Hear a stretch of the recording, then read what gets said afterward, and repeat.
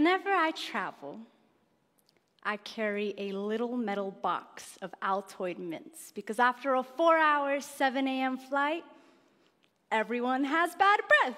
So, almost anyone is willing to take the mint from the Muslim on the airplane. And I know I've been successful when my neighbor turns and asks, "So, what's your name?" You see, even if there was an elephant in the room, I'm still the elephant in the room.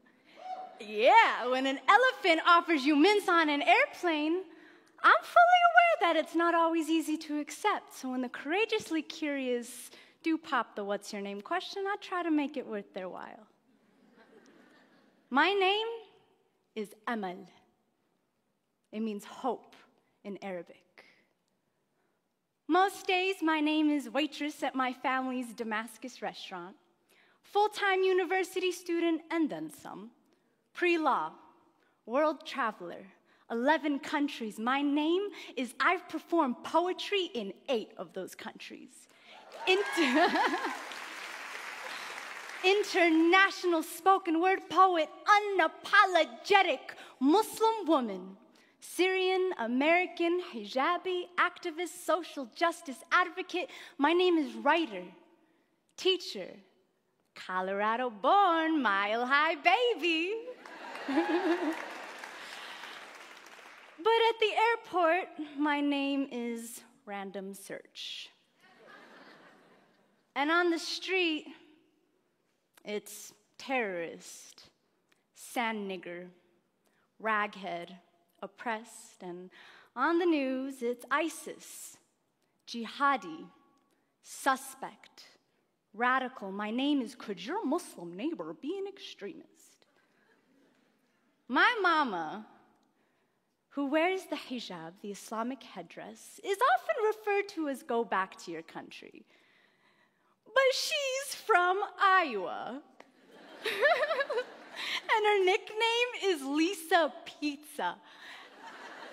And it does not take more than a couple questions to figure out that her country is the Council Bluffs cornfields. But how would someone know this without asking? They say the shortest distance between two people is a story. Well, I elaborate on that to say that the greatest distance you can travel in the shortest amount of time is by asking someone their name. The way we name ourselves is a reflection of who we are. Our declarations, family histories, the things we believe, the morals we abide by, our homes, cultures, transformations, like a Muhammad turned Mo or a Lisa Pizza turned Iman. And how we name others and how, if we allow others to name themselves, is a reflection of our own declarations, of our courage and our fear. The malleability of a person's story must be self-determined, coming from the lips of the storyteller, not the anchorman, not the megaphone, not even the scarf on her head or the melanin in his skin, because no one can speak the names of billions in one breath unless it's in prayer. And oftentimes when we generalize, it isn't because we're praying. And when we don't ask someone their name, we're not asking for their story. In the world of mass media and rampant misinformation, it is hard for anyone, including myself, to deconstruct all these terrifying stories that we hear. And sometimes, instead of isolating them, individualizing them, we tend to paint a group of people with a broad brush, until suddenly, everyone with a hijab on is a raghead that needs liberating. Or everyone with white skin is a racist cracker. Or everyone with black skin is a fatherless nigger. Or everybody who looks like my father is gonna blow up the airplane. Or if the killer had a light complexion, he's just a mentally fragile lone wolf. And we come to this point where we feel like we don't even need to ask people their names because we already gave it to them. In Europe right now, a monumental name change is taking place that has completely transformed a humanitarian responsibility. Countries are deporting refugees. But when you watch news coverage, these refugees are being referred to as migrants. Because let's face it, deporting migrants sounds way more reasonable than deporting individuals who have been forced to flee their country because of persecution, war, and violence. The United Nations definition of refugee.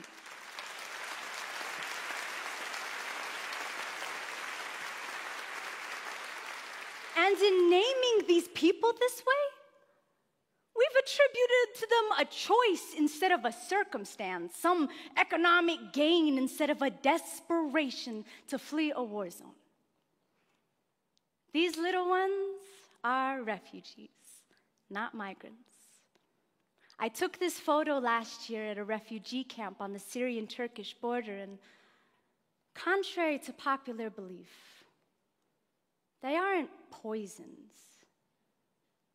They're not here to steal our democracy or to take over our neighborhoods. They're people, families who wish that they could go home, but have had to make that home somewhere else. And we've come to this point where the word migrant essentially means piles of brown, foreign-speaking people. And we end up forgetting there was a point where some people would have considered those who looked like this to be migrants as well. Right, though?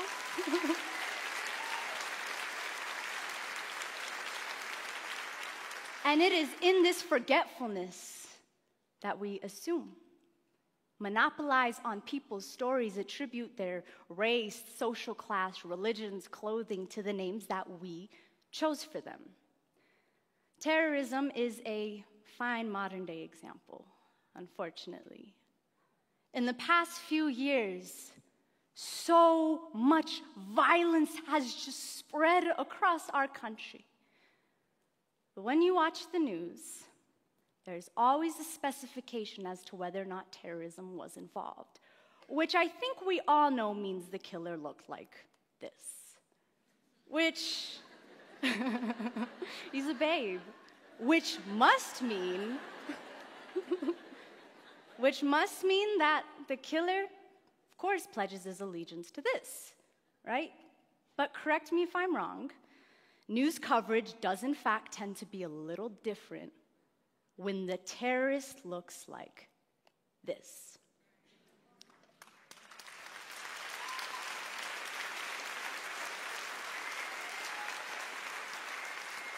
And it ultimately has us forgetting that terrorism, by definition of terrorism, has always come in all shapes and colors.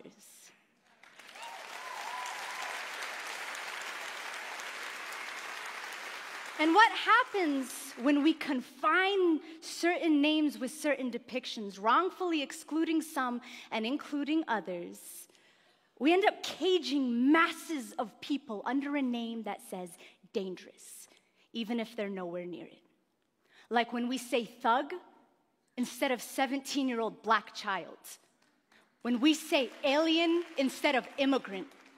When we say lazy poor people instead of unequal wealth distribution. When we say bomb instead of clock.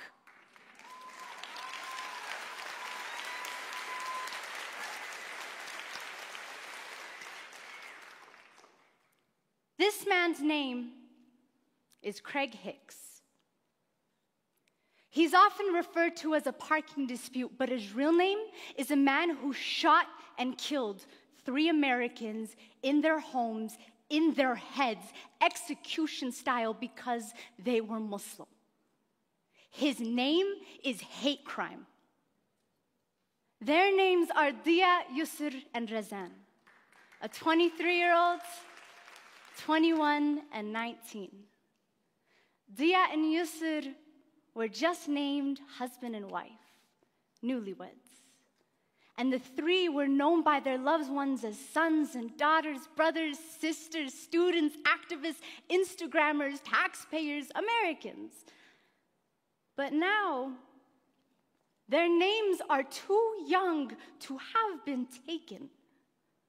Their names are rest in peace, Allah yarhamun. Hicks did not ask them their name. He assigned it to them when he assigned them each a bullet, named him a threat to his America, and as a result, took their lives. This is a photo on Dia and Yusr's wedding day. It's so beautiful. They were killed before they could even see this. Studies show that during breaking news coverage, the first story is the one that sticks, even if it isn't true.